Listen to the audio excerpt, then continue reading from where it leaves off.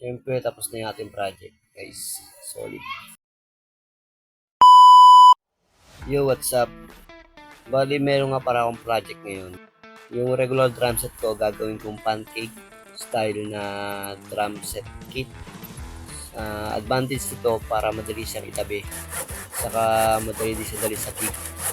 Bali, gagawa ko siya ng mga storage box niya. Bali, wala akong pinalitang piyasa dito. Nirestore ko lang lahat, pati yung mga lugs niya. Saka dinikit ako ng bagong sticker. Yung sticker nga pala nakita ko lang sa may lababo niya. Tapos bibili na lang ako ng stand niya yung mahaba para hindi tumumba. Bali 2011 pa itong drum set ko. Bali galing pa to kay Parin Ben. Shoutout pala kay Parin Ben Pangantian. Hanggang ngayon 2025 na buo pa yung drum set. Inuna ko nga pala yung bass drum, sunod ko na yung ibang tom-tom sa snare. Tapos bibili na lang ako ng mga bagong stand. Yan na nga pala yung finished product mga kuya. Okay din naman yung tunog ko guys, parang ganyan.